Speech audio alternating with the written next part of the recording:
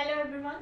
मैंने last video में आपको सेंट्रल लेजिस्लेचर से रिलेटेड पढ़ा दिया था। कुछ और पॉइंट्स थे सेंट्रल लेजिस्लेचर से रिलेटेड, और भी मैंने इंडियन काउंसिल एक्ट के 1861 के 4 मेजर पॉइंट्स जो थे वो मैंने आपको ऑलरेडी पढ़ा दिया है। तो जिसने नहीं देखा हो वो प्लीज़ जा कर के पॉलिटी की प्लेलिस्ट में आप जा कर के देख सकते हैं।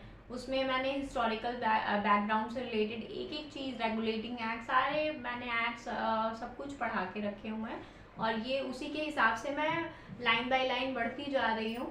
तो मैं स्टार्टिंग से स्टार्ट कर रही हूँ ताकि आपको पॉलिटी समझ में आए, और काफ़ी शॉर्ट वीडियो बना रही हूँ ताकि आपको पॉलिटी बहुत अच्छे से समझ में आए। क्रक्स ऑफ द स्टोरी, कोई ऐसी वैसी बात नहीं, मतलब नॉर्मल। मैं आपको ज़्यादा उसको एग्जैजरेट करके नहीं पढ़ा रही हूँ, मैं शॉर्ट में क्रक्स ऑफ द स्टोरी पढ़ा रही हूँ। बट इसका मतलब ये नहीं है कि मैं इतना शॉर्ट पढ़ा दे रही हूँ कि आपको कुछ समझ ही में नहीं आएगा। मैं बस छोटी छोटी वीडियोस डाल रही हूँ ताकि आप लोगों को वो टॉपिक समझ में भी आ जाए। और ज़्यादा एग्जैजरेट रहता है ना, तो वो एक ही टॉपिक पढ़ने में इंसान का इतना टाइम चला जाता है कि वो बाकी टॉपिक पे ध्यान नहीं दे पाता है। तो उसी हिसाब से मैं पढ़ा रही हूँ। तो आई होप आप लोगों को ये वीडियो पसंद आएगी। ठीक है, चलिए स्टार्ट करते हैं। सेंट्रल लेजिस्लेचर में फर्दर ये पॉइंट था कि फाइनेंशियल डिस्कशन जो था वो अलाउड नहीं था। ठीक है, जैसे आज कल हो जाता है, आजकल पार्लियामेंट में हम लोग फाइनेंस रिलेटेड भी जो बिल जाती है उसके बारे में डिस्कशन होता है। बट ये उस टाइम इंडियन काउंसिल एक्ट 1861 में ये चीज़ें अलाउड नहीं थी। दूसरी एक और चीज़ अलाउड नहीं थी, जो additional members vice Roy nominate कर रहे थे ऑफिशियल और नॉन ऑफिशियल मेंबर्स में, उनको ये राइट नहीं था कि वो कोई भी बात एग्जीक्यूटिव काउंसिल से के मेंबर्स से पूछ सकें। ठीक है, तो ये सारे चेंजेस किए गए थे इंडियन काउंसिल एक्ट 1861 में। नेक्स्ट पॉइंट हमारा है प्रोविंशियल लेजिस्लेचर से रिलेटेड। तो आप सब लोगों को पता होगा कि भाई 1833 से पहले बॉम्बे और मद्रास प्रेसिडेंसी जो थी वो लॉ बनाती थी प्रोविंशियल लेजिस्लेचर से रिलेटेड। ठीक है, 1833 से पहले ये बॉम्बे और मद्रास प्रेसिडेंसी जो थी वो लॉ बनाती थी प्रोविंशियल लेजिस्लेचर से रिलेटेड।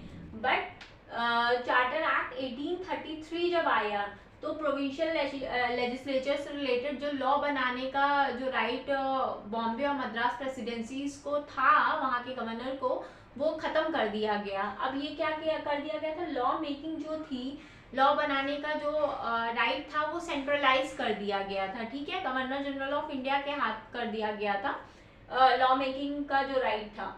तो फिर जब इंडियन काउंसिल एक्ट 1861 जब आया तो प्रोविंशियल लेजिस्लेटिव काउंसिल जो थी उसको अगेन रिवाइव किया गया। बॉम्बे और मद्रास प्रेसिडेंसी को ये राइट वापस से दी गई कि आप अपने प्रोविंशियल लेजिस्लेचर से रिलेटेड आप लॉ बना सकते हैं। साथ में कुछ और प्रोविंशियल लेजिस्लेचर बनाए गए, जो कि बंगाल था।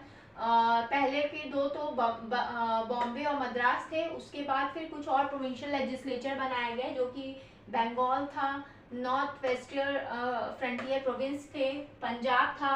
ठीक है, तो ये और एडअप किए गए। और इसमें भी वही सेम था जो सेंट्रल लेजिस्लेचर में था कि वाइस रॉय नॉमिनेट वहाँ के गवर्नर्स नॉमिनेट करेंगे, वाइस रॉय नॉमिनेट करेंगे एडिशनल मेंबर को।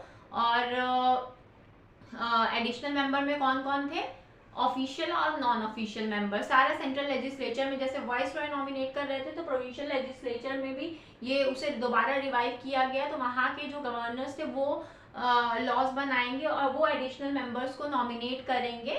ठीक है, तो ये सारी चीज़ें इंडियन काउंसिल एक्ट 1861 में लाई गई। तो हम लोग देख सकते हैं कि एडमिनिस्ट्रेशन में चेंजेस किए गए, सेंट्रल लेजिस्लेचर में चेंजेस किए गए, प्रोविंशियल लेजिस्लेचर में चेंजेस किए गए, बहुत ज़्यादा चेंजेस किए गए। तो इंडियन काउंसिल एक्ट 1861 में आप देख सकते हैं कि 3 चीज़ों में बहुत मेजर चेंजेस किए गए हैं।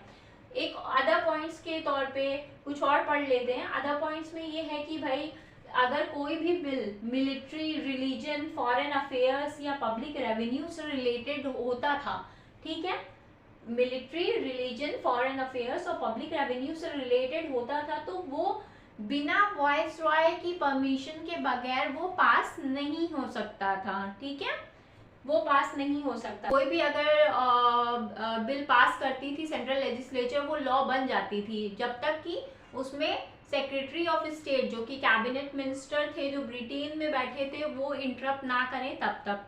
अगर उनको वो बिल समझ में मतलब उनको सही नहीं लगा, वो अगर उसमें वो मना कर देते हैं, डिनाई कर देते हैं, तो वो लॉ नहीं बन सकता था। वाइसरॉय डिसीजन लेकर के वो लॉ बना सकते थे, मगर सेक्रेटरी ऑफ स्टेट अगर उस चीज को डिनाई कर देते हैं तो वो लॉ नहीं बन सकता था। क्यों? क्योंकि भाई जो वाइसरॉय हैं इंडिया में वो act as an agent work कर रहे हैं। ब्रिटेन में जो कैबिनेट मिनिस्टर है, सेक्रेटरी ऑफ स्टेट, उनके बिहाफ पे वाइसरॉय इंडिया में वर्क कर रहे हैं, तो वो लॉ बना सकते हैं। मगर अगर सेक्रेटरी ऑफ स्टेट जो हैं, कैबिनेट मिनिस्टर जो ब्रिटेन में बैठे हुए हैं, भाई उन्होंने अगर मना कर दिया तो वो लॉ नहीं बन सकता।